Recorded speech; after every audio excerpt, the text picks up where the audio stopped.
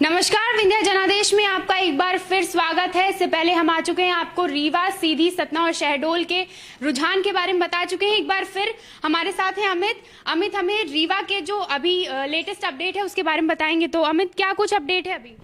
श्रेया, सबसे बड़ी बात रीवा को लेकर अब तक जो 2 राउंड हो चुके हैं उसके बाद 26,937 वोट मिले हैं जनार्दन मिश्रा को और 13,455 वोट मिले हैं कांग्रेस के सिद्धार्थ तिवारी को।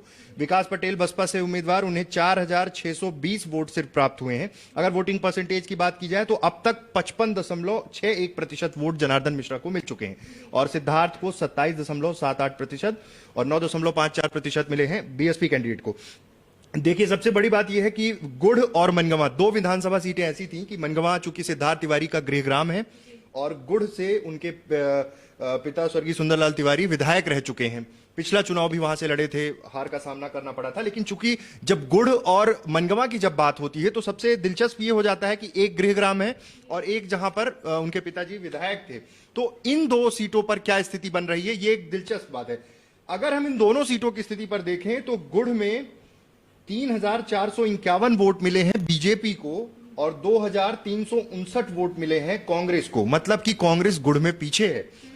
मनगवा में 2 राउंड की काउंटिंग के बाद अगर अपन देखें तो 7,919 वोट मिले हैं बीजेपी को और 3,901 वोट मिले हैं कांग्रेस को। मतलब कि लगभग 4,000 के अंतर से वो अपने गृहग्राम में पीछे हैं अभी तक कांग्रेस के प्रत्याशी सिद्धार्थ तिवारी।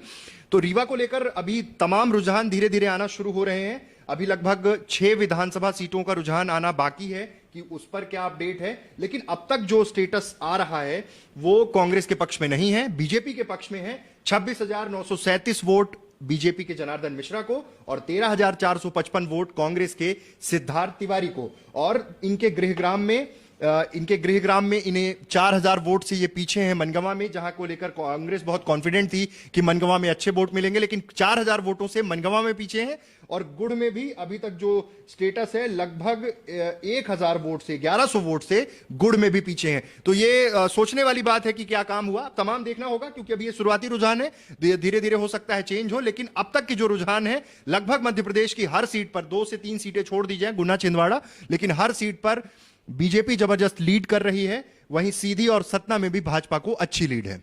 ठीक है, तो रीवा के जो अब तक के रुझान हैं तो बीजेपी लीड कर रही है, जनार्दन मिश्रा आगे चल रहे हैं। तो इसी तरह की इलेक्शन अपडेट के लिए बने रहिए विंध्या जनादेश के साथ। धन्यवाद।